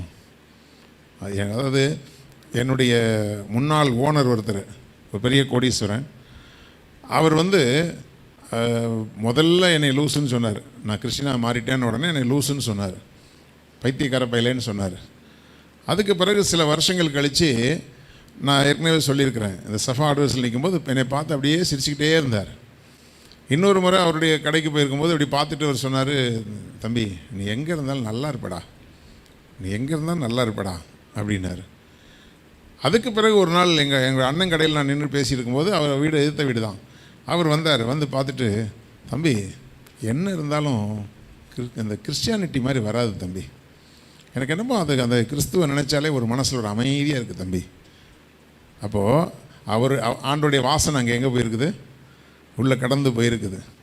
அவர் பல சம்பவங்கள் இந்த இடைப்பட்ட காலத்தில் பல பேர் மூலமாக பார்த்துருப்பார். இன்றைக்கு வரைக்கும் என் மேலே அவருக்கு என் மேலே அலாதி பிரியம் உண்டு. ஏன்னா பெரிய லெவலில் இருக்கிறதுனால ஏன்னா அவங்கெல்லாம் பார்த்திங்கன்னா தனிப்பட்ட முறையில் அவங்க குடும்பத்துக்குன்னே கோயில் கட்டி வச்சுருக்குறாங்க. பல இடங்களில் கோயில் கட்டி வச்சுருக்கிறாங்க. அதிலிருந்து அவங்க எப்படி வெளியே வர வைக்க முடியும்னா அது கர்த்தர் தான் செய்ய முடியும். ஆனால் அவருக்குள்ளே ஆண்டவரை அறிகிற அறிவும் வாசனை உள்ளே போயிருக்குது. கர்த்தருடைய பிள்ளைகளே, அது பல கிறிஸ்தவர்கள் மூலமாக கடந்து போகிற ஒரு காரியம்தான். அதில் நான் அதை அடிக்கடி சொல்லுவேன், ஒரு ஆள் மூலமாக யாருமே ரட்சிக்கப்படுறதில்லை. நல்லா புரிஞ்சுக்கோங்க. இப்போ இன்றைக்கி போய் ஆட்ரியன் போய் ஒரு ஆள்கிட்ட சுவிசேஷம் சொல்கிறோம் அப்படின்னா அந்த ஒரு ஆள் சொன்னதை வச்சு மட்டும் ரட்சிக்கப்படுகிறது இல்லை. அவங்க அதுக்கு பிறகு வேறு எங்கேயோ போகும்போது அங்கே வேறு ஒரு சம்பவம் அவங்கள ஆண்டவர் தொடணும் அப்படின்னு முடிவு பண்ணிட்டார்னா போகிற இடத்துலலாம் ஆள் வைப்பார் ஆண்டவர். அப்படி தான் எனக்கும் ஆள் வச்சார். கால் வைக்கிற இடத்துலலாம் கண்ணி வெடி வைக்கிறாங்கன்ற மாதிரி ஆண்டவர் எனக்கு சுவிசேஷ வெடியை வச்சார். போகிற இடத்துலலாம் கர்த்தர் அதுக்குரிய சூழ்நிலைகளை கொண்டு வந்தார். அப்போது அதுக்கு என்ன தேவை அப்படின்னா, ஒரு ஆளுக்கு நீங்கள் சுவிசேஷம் அறிவிச்சிட்டிங்கன்னா சரி பரவாயில்ல ஏதோ ஒன்று இன்றைக்கி செஞ்சுருக்கோம் அப்படி நினைக்கக்கூடாது. யாருக்கு நீங்கள் கர்த்தருடைய வார்த்தையை சொல்லியிருந்தாலும் வீட்டில் போய் அவங்களுக்காக ஜெபம் பண்ணணும். புரியுதா உங்களுக்கு? அதான் முதல்ல பார்த்தோம், பேய்கள் ஓட்டி நோய்களை போக்கி பிரசங்கம் பண்ணணும்னு சொல்லி பாடணுமே. இது எல்லாத்தையும் நம்ம செய்யலாம் எப்போனா நாம் அவருடைய அன்பை உள்ளுக்குள்ளே கடத்தி மற்றவர்களுக்கு கொண்டு போகிறவர்களாக இருக்கும் பொழுது. நிச்சயமாக அவங்களுக்காக ஒருவேளை அவங்க குடும்பத்தில் ஏதோ ஒரு சில கட்டுகள் இருக்குது உங்களுக்கு தெரிய வருது, அந்த கட்டுகளுக்காக ஜெபம் பண்ணுங்க. எல்லாவற்றுக்காகவும் ஜெபம் பண்ணுங்க. நான் இப்போ சமீப நாட்களில் சொல்லலாம், உங்கள் பிள்ளைகளுக்காக அதிகமாக ஜெபம் பண்ணுங்க. உங்களுடைய பிள்ளைகளுடைய எதிர்காலத்துக்காக ஜெபம் பண்ணுங்க. அது மட்டும் கிடையாது, அந்த பிள்ளைகள் சரியான ஆவிக்குரிய ஜீவியத்தில் வளருகிறதற்கு நீங்கள் மோட்டிவேட் பண்ணுங்கள். அவர்கள் ஆவிக்குரிய ஜீவியத்தில் வளருகிறதற்கு நீங்கள் தடை பண்ணாதீங்க. வேறு எதுக்காவது உலக பிரகாரமாக காரியங்களுக்கு ஓடுதுன்னா அதுக்கு நீங்கள் தடை பண்ணுங்கள், தப்பு கிடையாது. ஆனால் ஆவிக்குரிய ரீதியில் அந்த பிள்ளைகள் வளருகிறதுக்கு நீங்கள் நல்லா மோட்டிவேட் பண்ணுங்கள். அப்படி நீங்கள் செஞ்சீங்கன்னா தான் உங்களுடைய எதிர்கால சந்ததியை நீங்கள் தேவபக்தி உள்ள சந்ததியாக பார்க்க முடியும். ஆமென். சரி, இப்போது பிள்ளைகளுக்கே நீங்கள் சொல்லிக் கொடுங்க. பார்க்குறவங்களுக்கெல்லாம் நீங்கள் ஆண்டவருடைய அன்பை குறித்து பேசுகிறதுக்கு நீங்கள் என்ன செய்யுங்க, மோட்டிவேட் பண்ணுங்கள். அப்படி நீங்கள் அதை செய்யும்போது அதாவது இதை எப்படி செய்வார்னா, நீங்கள் அதை ஒப்பு கொடுத்தா ஆண்டவர் சொல்கிறாரு, அவர் நம்முடைய வாயை கூர்மையான பட்டயமாக்குகிறார். சரி, அதுக்கு தான் போன வாரம் வாசித்த ஒரு வசனம் ஏசாயா 50:4 இளைப்படைந்தவனுக்கு சமயத்துக்கு ஏற்ற வார்த்தை சொல்ல நான் அறியும்படிக்கு கர்த்தராகிய ஆண்டவர் எனக்கு கல்விமானின் நாவை தந்தருளினார். அப்போ அந்த கல்விமானின் நாவு, உங்கள் அறிவுக்கு எட்டாத வார்த்தைகளை எல்லாம் பேசக்கூடிய நாவை கர்த்தர் உங்களுக்கு தருவார். அதான் உங்களுடைய வாயை அவர் என்ன செய்கிறார், கூர்மையான பட்டயமாக்குகிறார். அப்போ அதுக்கு உங்களுடைய நாவு கல்விமானின் நாவாய் மாறணும்னு சொன்னால் காலைதோறும் அவர் எழுப்புவார், நீங்கள் எந்திரிக்கணும். ஆமென். காலைதோறும் நீங்கள் எழுந்திருக்கிறவர்களாக இருக்கணும். நீங்கள் எவ்வளவு டயர்டாக நைட்டு படுத்தாலும் காலையில் 5 மணிக்கு எழுந்திரிச்சு பழகுங்க. முடியுமா முடியாதா? நான் ஒரே ஒரு எக்ஸ்கியூஸ் கொடுத்துருவேன். சரி, அதுக்கு பிறகாவது காலையில் எழுந்திரிச்சு அதுக்கு பிறகாவது நீங்கள் தூங்க வாய்ப்பு இருந்தால் தூங்கிக்கோங்க. ஆனால் தூங்க வாய்ப்பு இல்லைனாலும் பரவாயில்ல, உங்களுக்கு ஒன்றும் ஆகாது. காலையிலே நீங்கள் சார்ஜிங்கில் போட்டணும். உங்கள் எடுத்த உடனே மொபைலை கொண்டு எங்கே சொருவலாங்கிறதுல தானே இருக்குது இல்லையா?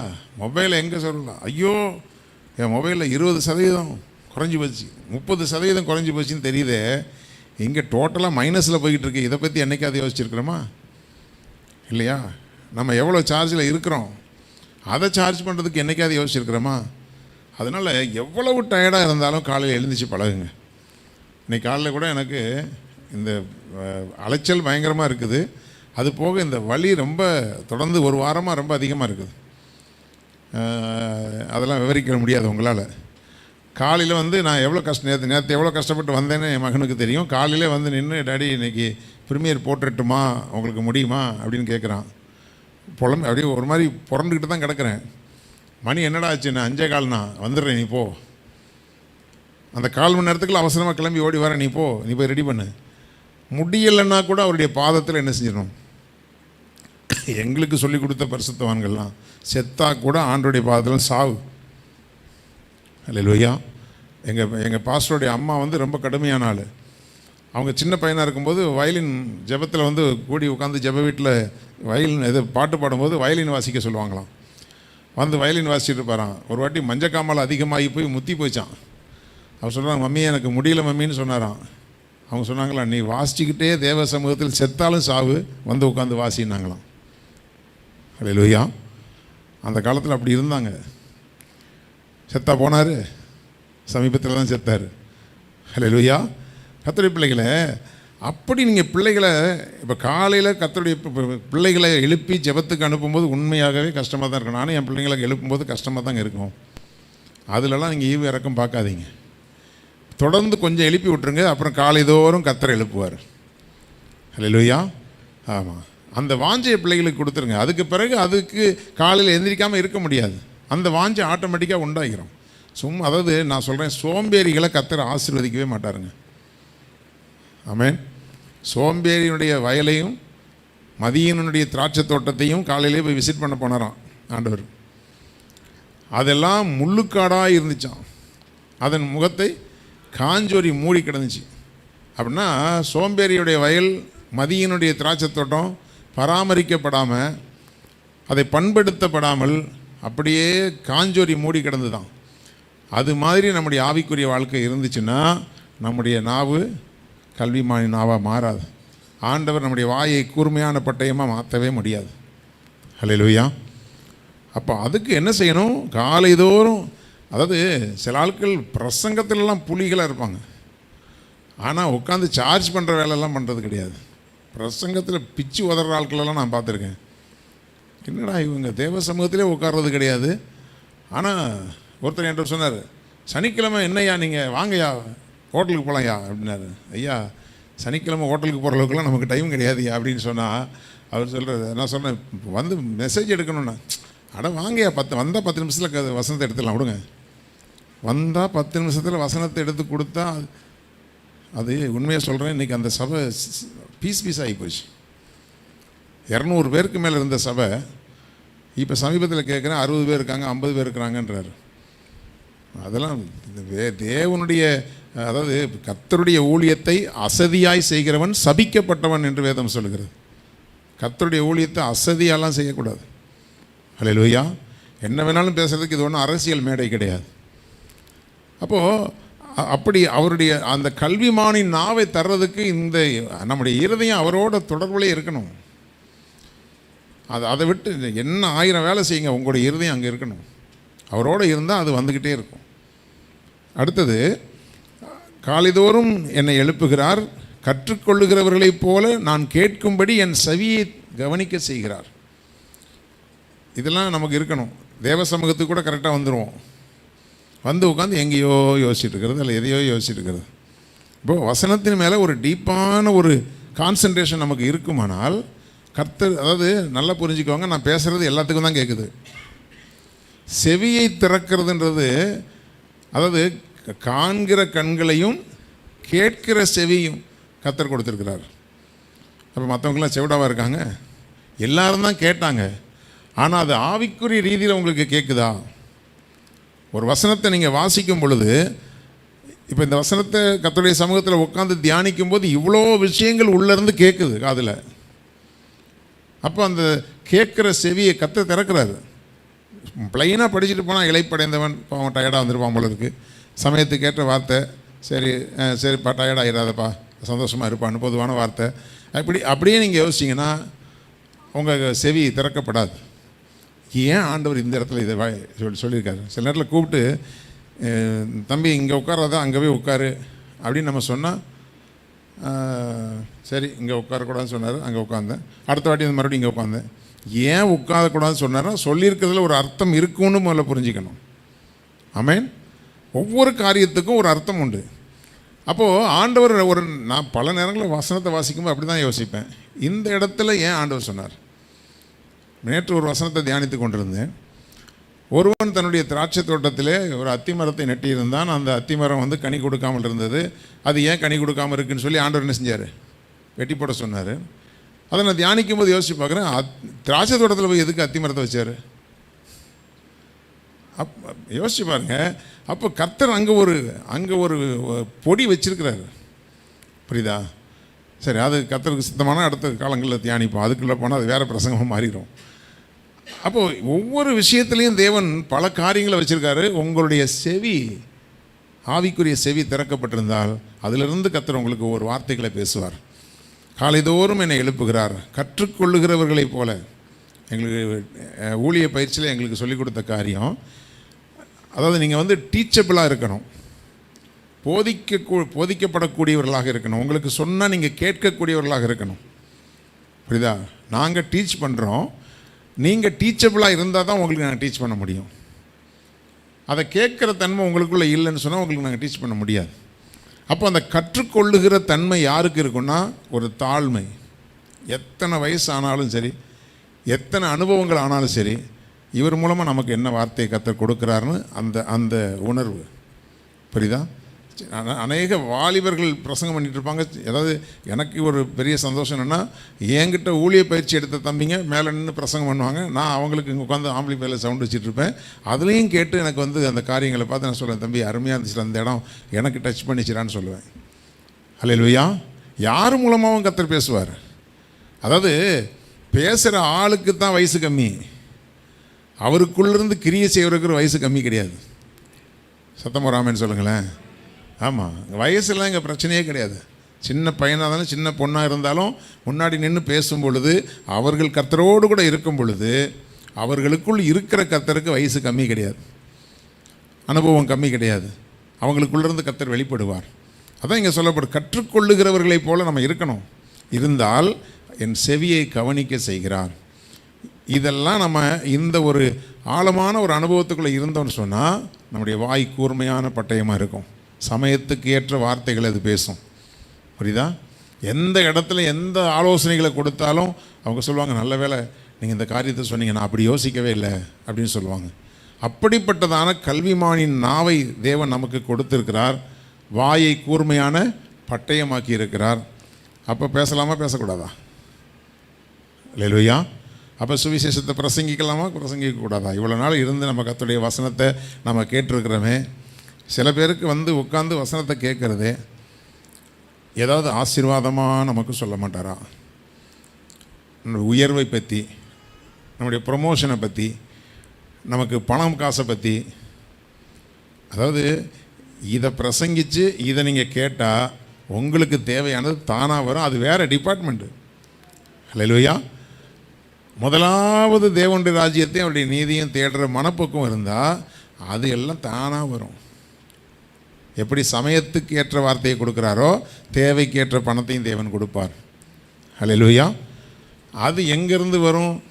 இன்னைக்கு கூட தம்பிகிட்ட சொல்லியிருந்தேன், மார்த்தாண்டத்துலேருந்து ஒரு 1000 ரூபா வந்திருக்குது. வெறும் 79 ரூபா தான் என் அக்கௌண்ட்டில் இருந்துச்சு. ஏன்னா அது வரைக்கும் நமக்கு இந்த சேர்த்து வைக்கிற புத்தியே நம்மகிட்ட கிடையாது. 79 ரூபாய் நம்ம இருந்துச்சு காலையில் பார்க்கும்போது, பிரசங்கத்தை முடிச்சுட்டு பார்க்கும்போது. அப்புறம் பார்த்தா என்றைக்கோ ஒரு நாள் பேசின எவரோ ஒருத்தர் இன்றைக்கி ஒரு 1000 ரூபாய் அனுப்பி விட்டுருக்கிறார். அப்போது நமக்கு எப்போ தேவைன்னு யாரையாவது தட்டியே ஒரு 1000 ரூபாய் போட்டுவிடு அப்படின்னு அவர் சொல்லுவார். அல்லேலூயா. நீங்கள் அதுக்கு காத்துட்ருக்காதீங்க, நாங்கள் ஊழியக்காரங்க, எங்கள் கதை வேறு. அல்லேலூயா. ஆமாம், ஃபோனை பிடிச்சி பார்த்துக்கிட்டு இப்படியே ஓப்பன் பண்ணிகிட்டு இருக்காதீங்க. அப்போது எங்கள் பொழப்பு வானம் பார்த்த பூமி, நாங்கள் மேலே தான் பார்த்துட்டே இருப்போம். அல்லேலூயா. நமக்கு இந்த பையை தூக்கிட்டு வீடு வீடாக அலைகிறதுலாம் நமக்கு அதில் ஒத்தே வராது. என்னைக்காவது உங்கள் வீட்டுக்கு இப்படி வந்திருக்கேன்னா, உங்கள் வீட்டில் ஒரு தேவைகள் இருக்குதுன்னா வருவேன். அதுவும் உங்கள் வீடுகளுக்கு விசிட் பண்ண வந்தால் உங்கள்கிட்ட காணிக்க வாங்க மாட்டேன். உங்கள் வீட்டில் பிறந்த நாளாக திருமண நாளாக 10,000 ரூபா காணிக்க கொடுங்க, சந்தோஷமாக வாங்கிக்கிறேன். வேதம் சொல்கிறது, அழுகிறவர்களுடைய அழுங்கள், சிரிக்கிறவர்களோட என்ன செய்யுங்க, சிரிங்க. சந்தோஷமாக கொண்டாடுறீங்களா கொடுங்க, வேண்டான்னு சொல்ல.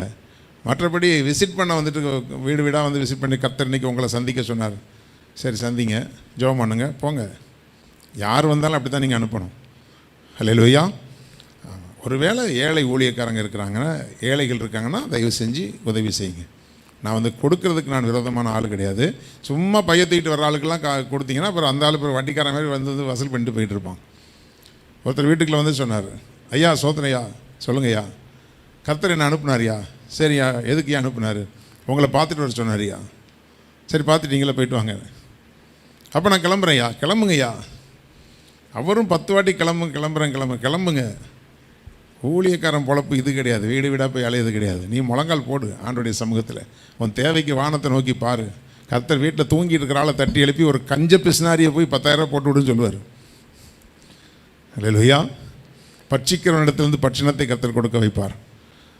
அது எங்களுக்கு கர்த்தர் கற்றுக் கொடுத்த விசுவாசம். அல்லேலூயா. அது அல்ல நம்முடைய விருப்பம்.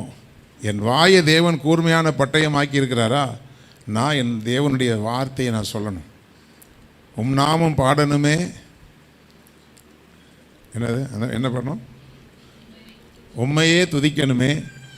நம்ம என்ன நினைச்சிருக்கோம், துதிக்கிறதுனா உட்காந்து ஆண்டவரே நல்லவர் நல்லவர் அது மட்டும் துதிக்கிறது இல்லைங்க.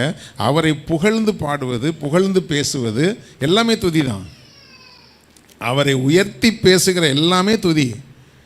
அப்போது நம்ம தனிப்பட்ட முறையில் அவரை துதிக்கிறது மட்டும் இல்லை, அதாவது பெரிய சபைகளில் நான் உண்மை துதிப்பேன்கிறாரு. மற்றவர்களுக்கு நடுவில், மற்றவங்களுக்கு முன்னாடி தேவனுடைய வல்லமையை சொல்கிறதும் துதி தான், புகழ்ச்சி தான். அப்படி தானே? தனியாக மட்டும் உட்காந்து ஆண்டவரே நீங்கள் நல்லவர் நல்லவர், ஏய் என்னை மட்டும் நல்லவர்னு சொல்லிட்டு அங்கே போய் சொல், நான் நல்லவர், நீ அங்கே போய் சொல்லு. அல்லேலூயா. அப்படி தேவனுடைய அன்பை மற்றவர்களுக்கு நீங்கள் சொல்ல ஆரம்பிச்சிங்கன்னா, அதாவது ஆரம்பிக்கிறது மட்டும்தாங்க உங்கள் வேலை. சுவிசேஷம் அறிவிக்கிறதுக்கு, ஆண்டவருடைய அன்பை அறிவிக்கிறதுக்கு, ஆண்டவரே எனக்கெல்லாம் அப்படி ஞானம் இல்லை ஆண்டவரே, எனக்கு தைரியம் இல்லை ஆண்டவரே, நீ புள்ளி வை, அவர் கோலம் போடுவார். உன் வாயை எப்படிலாம் கூர்மையான பட்டயம் ஆக்கி இருக்கிறாருங்கிறத அப்போ நீ புரிந்துக்குவ. அவர் மேலே உண்மையான அன்பு வச்சு, ஆண்டவரே ஒரு ஆத்மா உங்ககிட்ட வருது, கொஞ்சம் நேரம் பேசிக்கிட்டு இருக்கிறாங்க, ஒரு ஜெபம் பண்ணுங்க. பரிசுத்த ஆவியானவரே இந்த ஆள்கிட்ட பேசுகிறதுக்கு எனக்கு ஞானத்தை கொடுங்கப்பா, எப்படி ஆகிலும் உங்கள் அன்பை கொஞ்சமாவது நான் அவருக்கு சொல்கிறதுக்கு எனக்கு ஒரு வாய்ப்பை கொடுங்க. நீங்கள் ஜெபம் பண்ணுங்கள். எதையாவது ஒரு பாயிண்ட்டை கொண்டு வந்து டச் பண்ணி உங்கள்கிட்ட பேசுவாங்க. அப்படியே பிடிச்சிக்கோங்க. ஆண்டவருடைய அன்பை அவங்களுக்கு சொல்லுங்கள். ஸ்டார்ட் பண்ணிட்டீங்கன்னா என்ன பேசணும்னு அவர் கற்றுக் கொடுப்பார். அல்லேலூயா. அப்போது அந்த வார்த்தையை பாருங்கள், 50 நாளில், ஏசாயா 50 நாளில், கர்த்தராகிய ஆண்டவர் என் செவியை திறந்தார், நான் எதிர்க்கவும் இல்லை, நான் பின்வாங்கவும் இல்லை. அப்போது காலைதோறும் அவருடைய சமூகத்தில் நீங்கள் காத்திருக்கிற பிள்ளைகளாக இருந்தால் அவர் உங்களுடைய செவியை திறப்பார். உங்களுக்குள்ளே வைக்க வேண்டிய வார்த்தையை தேவன் வைப்பார். நீங்கள் பின்வாங்காதீங்க. ஆண்டவரே இதெல்லாம் நான் தெரிஞ்சு என்ன ஆக போகுது, காசு கொடுங்க காசு கொடுங்க காசு கொடுங்க. நம்மளை பிச்சைக்காரங்களாக வச்சுருக்கார் ஆண்டவர். அல்லேலூயா. அது மாத்திரம் நம்முடைய நோக்கமாக இருக்கக்கூடாது. சரி, அடுத்தது இந்த சுவிசேஷம் அறிவிக்கும் போது என்னெல்லாம் நடக்கும்னா, அடிக்கிறவர்களுக்கு என் முதுகையும். அல்லேலூயா. ஆமாம், சுவிசேஷம் அறிவித்த உடனே எல்லாரும் ஏற்றுக்குவாங்கலாம் சொல்ல முடியாது. அப்போது அடிக்கிறவர்கள் சில பேர் இருப்பாங்க. சரி பதா, நீங்கள் கோவப்பட்டா அதை அடிக்கிறதுனா நீங்கள் அப்படி நினச்சிடாதீங்க. அது ஏசுநாதர் அடித்தாங்க, அது வேறு விஷயம். சில நேரத்தில் வந்து ஹேய் உங்கள் வேலையை தான்யா இப்படி தான் சொல்லிகிட்டு இருப்பீங்க அப்படின்னு வார்த்தையால் அடிப்பாங்க. ஒரு முறை ஒரு கிராமத்தில் ஊழியத்துக்கு போகும்போது எனக்கு முன்னாடி போய் நின்று ஏசு உங்களை மண்டையில் ஒன்று போட்டு உட்காரை, ஒரு தம்பியை பிடிச்சிக்கிட்டார். ஒருத்தர், ஒரு பெரியவர் அங்கே பிடிச்சிக்கிட்டு இன்றைக்கி அவர் பெரிய ஊழியக்காரர், அவரை பிடிச்சிக்கிட்டு கண்ணா பின்னான்னு திட்டுறாரு. எப்படா இங்கே வந்து சொல்லுவீங்க, ஆச்சா போச்சான்னு கத்துறாரு. நான் பார்த்தேன், அங்கே இருக்கிறதுலே பெரிய உருவம் நம்ம உருவம் தான். வேகமாக ஓடினேன்னா டீம் லீடர் நான் தான், கூட்டு போயிருக்கிறது நான் தான் போயிருக்கிறேன். போனேன், சரி கையை நீட்டிட போகிறாங்கன்னு சொல்லி வேகமாக போயிட்டு, ஐயா என்னையா பிரச்சனை, என்ன பிரச்சனைன்னு. நாங்கள் கும்பிட்றதெல்லாம் பேயா, இவங்க கும்பிட்றதெல்லாம் கடவுளாம் அப்படின்னாங்க. ஐயா அப்படின்னு இந்த தம்பி சொன்னாரா அப்படின்னு கேட்டேன். இவர் சொல்லலை, போன வாரம் ஒருத்தர் மீட்டிங் போட்டு பேசினாருன்னாரு. போன வாரம் அவர் மீட்டிங் போட்டு பேசினா அவர்கிட்ட போய் கேளுங்க ஐயா, நாங்கள் அப்படி பேசலையே, யாரோ பேசுனதுக்கு எதுக்கு எங்கிட்ட வந்து பேசிகிட்டு இருக்கிறீங்க, அப்போ கூட உங்களுக்கு வேறு வேலை இல்லையா, மதம் மாத்திரக்கு வந்துட்டீங்களா அப்படின்னாரு. உடனே என்ன சொன்னேன், ஐயா நான் வந்து ஒரு மிருகமாக அலைஞ்சிக்கிட்டு இருந்தேன். ஏன்னா வீட்டுக்கு பெற்றோருக்கு கீழ்ப்படியாதவனா பாவத்தில் வாழ்ந்து துன்மார்க்கமாக நான் சுற்றிக்கிட்டு அலைஞ்சேன். அப்படியே சுவிசேஷம் சொல்ல ஆரம்பிச்சிட்டேன். இப்படி இருந்தேன் அப்படி இருந்தேன், என்னுடைய வாழ்க்கையினுடைய சூழ்நிலைகள் இப்படி இருந்துச்சியா, இன்றைக்கி ஆண்டவர் என்னை மனிதனாக மாற்றி எனக்கு ஒரு சந்தோஷத்தை கொடுத்து, ஒரு சமாதானத்தை கொடுத்து, எனக்கு ஒரு நல்ல வாழ்க்கையை கொடுத்து ஆண்டவர் வச்சிருக்கிறாரியா. இந்த சந்தோஷம் எங்களுக்குள்ளே இருக்கிறதுனால இந்த சந்தோஷத்தை போல் மற்ற மக்களும் சந்தோஷப்படணுமேங்கிறதுக்காக ஒரு நல்ல எண்ணத்தோடு உங்களுக்கு நாங்கள் வந்து சொல்ல வர்றோம் ஐயா, தப்பாயான்னு கேட்டேன். அது தப்பு இல்லை அப்படின்னாரு. அல்லேலூயா. அது தப்பு இல்லைன்னாரு. அதை தான் ஏன் சொல்ல வந்திருக்கிறோம். நாங்கள் மட்டும் ஒரு சந்தோஷத்தை பெற்றுக்கொள்கிறதுக்கு இல்லை, நீங்களும் ஆண்டவருக்கு உங்களுடைய இருதயத்தை ஒப்பு கொடுக்கும் பொழுது உங்கள் வாழ்க்கையில் ஆண்டவர் வருவார். உங்கள் வாழ்க்கையில் பாருங்கள், நீங்கள் பார்க்குறீங்க, கோபமாக பேசுகிறீங்க, ஆனால் உங்களுக்குள்ளே எவ்வளோ துக்கம் இருக்குது, எவ்வளோ வேதனைகள் இருக்குது, எவ்வளோ காரியங்களை நீங்கள் வந்து வாழ்க்கையில் அடிபட்டு தானே இருக்கிறீங்க. அப்போது உங்களுக்குள்ளே அந்த ஆண்டவர் வந்தால் உங்களுக்குள்ளே இந்த சந்தோஷம் கிடைக்குமே அப்படின்னு பேசும்போது அவர், சரி தம்பி நீங்கள் சொல்கிறது கரெக்டு தான், அப்படின்னாரு. ஒப்பு கொடுத்து ஜெபம் பண்ணலைன்னா கூட அன்றைக்கு விதைத்த விதை இல்லையா. இப்போ அன்னைக்கு நான் போனது இந்த பொன்மாருங்கிற ஒரு சின்ன கிராமத்துக்கு போனோம். இன்றைக்கி அந்த கிராமம் பெரிய கிராமமாக மாறிடுச்சு. இன்றைக்கி அதில் அவர் ரட்சிக்கப்பட்டு எந்த சபையில் விசுவாசியாக இருக்கிறாரோ தெரியாது, அல்லது வசனத்துக்கு எதிர்த்து நின்னாரோ தெரியாது. ஆனால் அந்த இடத்துல சமயத்துக்கேற்ற வார்த்தையை கத்தர் கொடுக்க ஆண்டவருடைய வாயை நாவை கல்விமானி நாவாக ஆண்டவர் மாற்றினார். நான் உங்களுக்கு சொல்கிறேன், அப்போல்லாம் என்னுடைய ஆரம்பகால விசுவாசம்தான். நானும் உங்களுக்கு சொல்கிறேன், நீங்கள் ஜெபிச்சு பாருங்கள். உங்களுக்கு வாஞ்சை இருக்கணும். முதல்ல எப்படியாவது ஆண்டோடைய அன்பை நான் மற்றவங்களுக்கு சொல்லணுங்கிற வாஞ்சை இருந்ததுன்னா, உங்களுடைய கூட வேலை செய்கிறவங்களாக இருக்கலாம், உங்களுடைய படிக்கிறவங்களாக இருக்கலாம், எந்த சூழ்நிலைகளில் கர்த்தர் உங்களுக்கு முன்பாக ஒரு ஆத்மாவை கொண்டு வரும் பொழுது, ஆண்டவரே இந்த ஆத்மா ரட்சிக்கப்படலைன்னா நரகத்துக்கு போயிருமே, ஆண்டவரே என்கிட்ட வந்து கூட நான் அதுக்கு சொல்லாமல் விட்டால் அந்த ரத்தப்பள்ளி என் மேலே சுமருமே ஆண்டவரேன்னு சொல்லி நீங்கள் ஜெபிச்சுட்டு அவங்களோட பேசுங்க. அதாவது ஒரு முறை நான் இங்கேருந்து பிரதர் சம்பத் சாம்ராஜ் அவர்களை பார்க்குறதுக்கு திருமலை வாயில் போயிட்டு இருந்தேன். போயிட்டு நான் சீக்கிரம் வரணும், எனக்கு ஒரு டார்கெட் கொடுத்து அனுப்பியிருக்காங்க, அதை முடிச்சுட்டு இந்த வேலைக்கு போகணுன்ட்டு. நான் பைக்கில் போயிட்டுருக்கிறேன். அப்போல்லாம் பார்த்தீங்கன்னா ஃபோன் பண்ணணுன்னா அப்போ இந்த செல்ஃபோன்லாம் கிடையாது, இந்த பிசிஓ ஆஃபீஸ் வச்சுருப்பாங்க, அங்கங்கே பப்ளிக் பூத்து வச்சுருப்பாங்க, அங்கே போய் காசு ₹1 ₹2 கொடுத்து பேசணும். அப்போ அங்கே போனால் ஒரு பையன் உட்காந்துட்ருக்குறான். அந்த பையன்கிட்ட எனக்கு நான் ஃபோன் பேசுகிறேன், அந்த பையன் உட்காந்துருக்கான், ஒரு 10-12 வயசு இருக்கும். எனக்கு ஆண்டவர் உணர்த்திக்கிட்டே இருக்கிறாரு, அந்த பையன்கிட்ட எப்படியாவது ஆண்டவரை பற்றி பேசணும், என்னுடைய அன்பை குறித்து அவனுக்கு சொல்லுன்னு. எனக்கு இருக்கிறதே மொத்தமே 10 நிமிஷம் தான் டைம் இருக்குது. இப்போ இந்த டைமுக்குள்ளே நான் என்ன சொல்ல ஆண்டவரே அப்படின்ட்டு ஏதாவது சொல்லணுமே அப்படின்னு சொல்லிட்டு அந்த பையனை பார்த்து, தம்பி நீ கிறிஸ்டினாப்பா அப்படின்னு கேட்டேன். இல்லை அப்படின்னா, இல்லை உன்னை பார்த்தா ஆண்டோடைய பிள்ளை மாதிரியே தெரியுதுப்பா பார்க்குறதுக்கு, உன்னுடைய முகத்தில் அந்த மாதிரி ஒரு ஆசீர்வாதத்தை நான் பார்க்குறேன் அப்படின்னு. அவன் முகம் அப்படியே மலர்ந்துடுச்சு. அவ்வளோதான், போயிட்டேன். ஹல்லேலூயா. எங்கேயோ ஒரு நாள் அது கிரியை செய்யும். ஹல்லேலூயா. ஏதோ சமயம் வாய்த்தாலும் வாய்க்காவிட்டாலும் திருவசனத்தை ஜாக்கிரதையாய் பிரசங்கம் பண்ணணும். ஆனால் யாரையும் காயப்படுத்தக்கூடாது. யாரையும் போய் காயப்படுத்திட்டு பாருங்கள் நாங்கள் ஜீவனுள்ள தேவனை ஆராதிக்கிறோம், நீங்கள்லாம் பேயாதீங்க, கல்லை ஆராதிக்கிங்க, இதெல்லாம் பேசாதீங்க. நம்மளும் அப்படி தான் இருந்தோம் அறியாத காலங்களில். அதனால் இதில் அதாவது நான் பெற்ற ரட்சிப்புக்கு நான் மேன்மை பாராட்டுறதுக்கு எனக்கு ஒன்றுமே இல்லை. இருக்கிற 10 லட்சம் பேரில் என் பேரில் ஒரு சீட்டு விழுந்துச்சு, எனக்கு அது கிடைச்ச கிருபை. அதனால் அதை குறித்து நான் பெருமை பாராட்டுறதுக்கு ஒன்றுமே கிடையாது. அப்போ அந்த கிருபையை தாங்க ஆண்டவரே நீங்கள் ஜெபம் பண்ணுங்கள். நிச்சயமாக கர்த்தர் உங்களுக்கு அப்படிப்பட்ட நாவை கர்த்தர் உங்களுக்கு கொடுப்பார். அதே சமயத்தில் அடிக்கிறவர்களுக்கு முதுகையும் தாடை மயிரை பிடுங்கிறவர்களுக்கு என் தாடையும் ஒப்பு கொடுத்தேன், அவமானத்துக்கும் உமிழ்நீருக்கும் என் முகத்தை மறைக்கவில்லைனா. சுவிசேஷம் அறிவிக்கிற நிமித்தமாக சில நேரங்களில் அவமானங்களும் வரும்.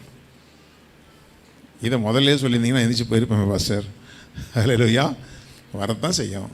அதாவது சில நேரங்களில் சுவிசேஷம் அறிவிக்கும்போது சிலர் ஏற்றுக்கொள்ளுவாங்க, சிலர் ஏற்றுக்கொள்கிற மாதிரி இருப்பாங்க. அந்த கூட இருக்கிற சில பேர் ஏய் பத்தியாரா ஏமாந்துடாதரா அப்படின்வாங்க. இதெல்லாம் நடக்கும். உங்கள் வேலை என்ன? உன்னுடைய ஆகாரத்தை தண்ணீர் மேல் போடு, அநேக நாட்களுக்கு பிறகு அதை என்ன செய்யும், அது பலனை கொடுக்கும். கண்ணீரோடு விதைங்க, கம்பீரத்தோடு நீங்கள் என்ன செய்வீங்க, அறுப்பீங்க. கர்த்தருடைய நாளில் வெளிப்படும் பொழுது அன்றைக்கு ஆண்டவர் உங்களுடைய பிரயாசத்துக்குரிய பலனை அங்கே காண்பிப்பார். ஹல்லேலூயா.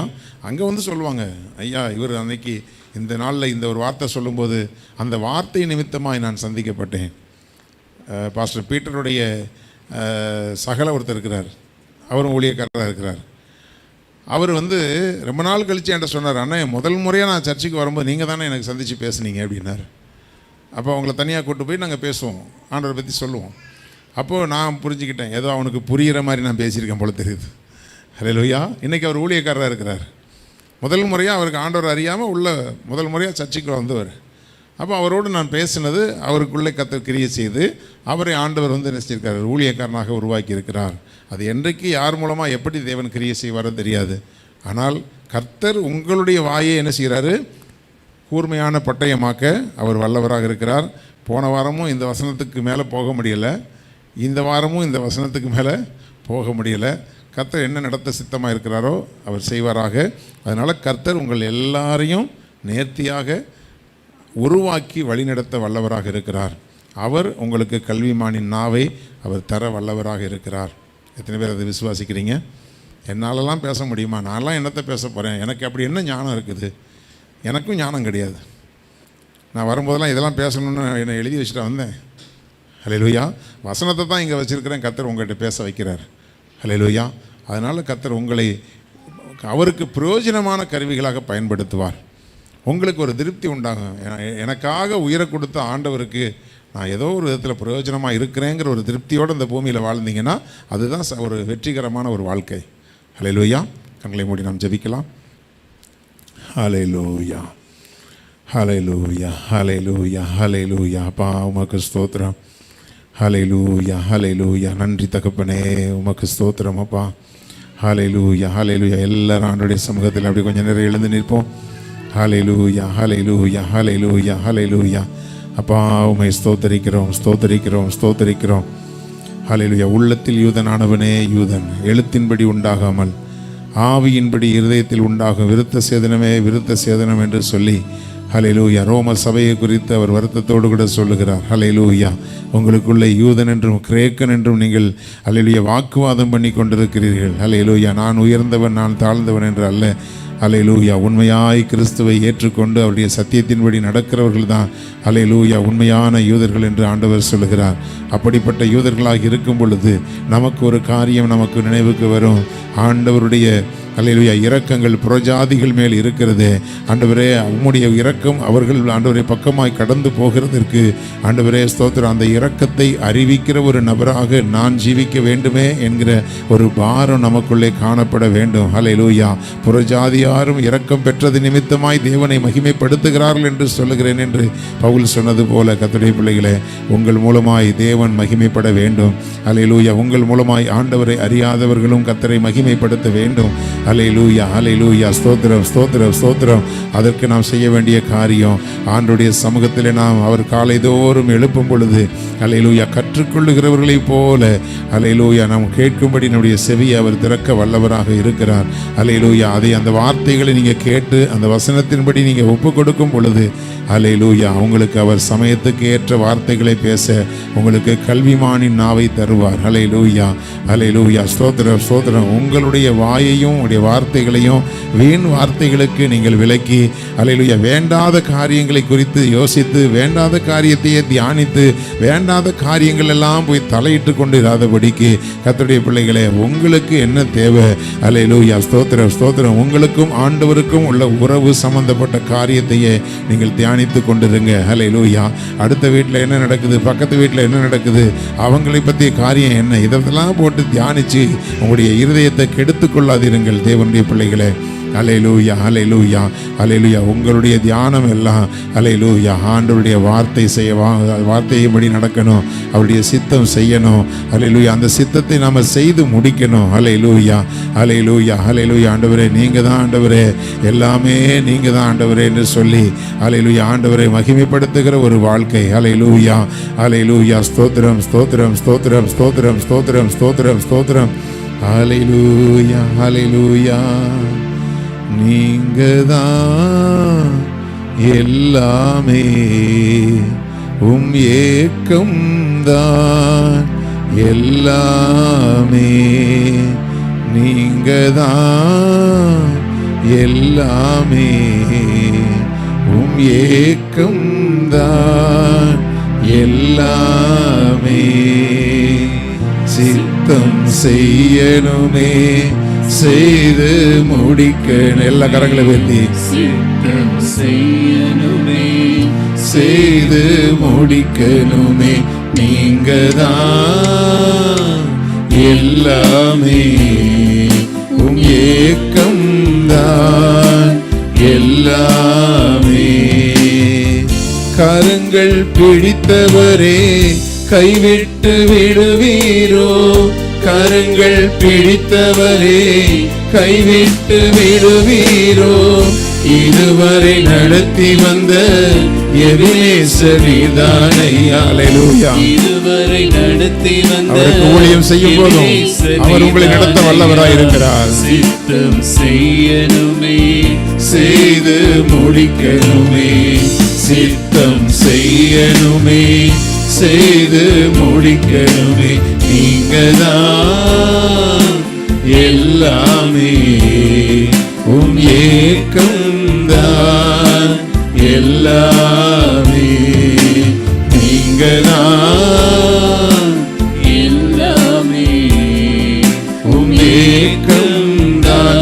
செய்யணுமே. எல்லாமே சித்தம் செய்யணுமே, செய்து முடிக்க. எல்லாரும் ஒப்பு கொடுங்க, எல்லாரும் ஒப்பு கொடுங்க.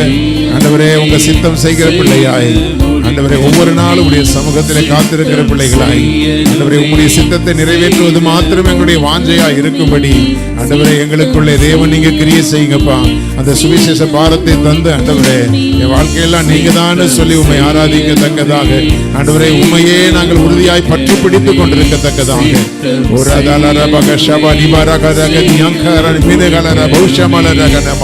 அப்பா ஒவ்வொருவருக்குள்ள அந்த ஆத்ம பாரம் இறங்கட்டும் ஆண்டவரே. தேவ சித்தம் செய்யணுமே, அந்த சித்தத்தை செய்து முடிக்க வேண்டுமே என்கிற வாஞ்சை ஆண்டவரே ஒவ்வொரு பிள்ளைகளுக்கும் காணப்பட உதவி செய்யுங்கப்பா.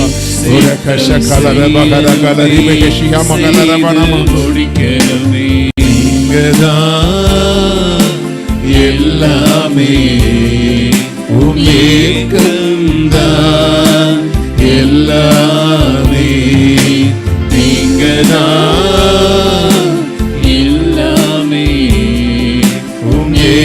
உமேக்கம்தான் எல்லாமே. ஆமென் ஆண்டவரே. ஹல்லேலூயா ஹல்லேலூயா ஹல்லேலூயா. ஒரு மார்த்தாளை போல ஹல்லேலூயா அநேக காரியங்களை குறித்து கவலைப்பட்டு கலங்கி கொண்டிராதபடி தேவையானது ஒன்றே. ஹல்லேலூயா. மரியாள் தன்னை விட்டு எடுபடாத நல்ல பங்கை அவள் தெரிந்து கொண்டான். தேவ பிள்ளைகளை அவருடைய சமூகத்தில் காத்திருங்க, அவருடைய பாதப்படியில் காத்திருங்க, அவருடைய ஞானத்தை பெற்றுக்கொள்ளுங்க. ஹல்லேலூயா. அவர் உங்களுடைய வாயை கூர்மையான பட்டயமாக்குவார். இளைப்படைந்தவனுக்கு சமயத்துக்கேற்ற வார்த்தைகளை அறிவிக்கும்படி ஹல்லேலூயா உங்களுக்கு கல்விமானின் நாவை தேவன் தருவார். ஹல்லேலூயா ஹல்லேலூயா. நான் போய் என்ன பேச போகிறேன், எனக்கு இருக்கிற படிப்புக்கும் எனக்கு இருக்கிற அறிவுக்கும் நான் என்ன பேச போகிறேன், எனக்கு இருக்கிற இந்த வயசில் சின்ன வயசில் நான் என்ன போய் பேச போகிறேன்னு யோசிக்காதீங்க தேவ பிள்ளைகளே. உங்களுக்குள் இருக்கிற ஆண்டவருக்கு வயசு கம்மி கிடையாது, உங்களுக்குள் இருக்கிற ஆண்டவருக்கு ஞானம் குறைவு கிடையாது. அவர் உங்களுக்கு கல்விமானின் நாவை தந்து இளைப்படைந்தவனுக்கு சமயத்துக்கு ஏற்ற வார்த்தைகளை பேச வைப்பார். ஹல்லேலூயா ஹல்லேலூயா. தேவஜனமே, நீ ஆண்டவருடைய வார்த்தையை அறிவிக்கிறது நிமித்தமாய் ஹல்லேலூயா தற்கொலையை நோக்கி போகிற எத்தனையோ பேருடைய உயிரை நீ காப்பாற்றுவாய். ஹல்லேலூயா ஹல்லேலூயா. சத்துருடைய கட்டுகளில் இருக்கிற அநேகருடைய வாழ்க்கையை ஹல்லேலூயா நீ பிரகாசிக்க செய்வாய். ஹல்லேலூயா ஹல்லேலூயா ஹல்லேலூயா. போராட்டத்தின் பாதையிலே கடந்து போய் வாழ்க்கையே வெறுத்து போனதான ஜனங்களுடைய வாழ்க்கையிலே ஹல்லேலூயா ஆண்டவருடைய வெளிச்சத்தை வர வைத்து ஹல்லேலூயா விழுந்து போன தாவீதுனுடைய கூடாரத்தை எடுப்பித்து கட்டப்பட்டது போல ஹல்லேலூயா அநேகருடைய வாழ்க்கை எழும்பி கட்டப்படுகிறதற்கு கர்த்தர் உன்னை பயன்படுத்துவார். ஹல்லேலூயா ஹல்லேலூயா. சித்தம் செய்ய, அதை செய்து முடிக்க உன்னை அர்ப்பணித்து காலைதோறும் அவர் உன்னை எழுப்பும் பொழுது அவருடைய சமூகத்திலே காத்திருந்து ஹல்லேலூயா கற்றுக்கொள்ளுகிறவர்களைப் போல ஹல்லேலூயா ஹல்லேலூயா அவனுடைய செவியை கர்த்தர் திறப்பாரு, வார்த்தைகளை கொடுப்பாரு, ஞானத்தை கொடுப்பாரு.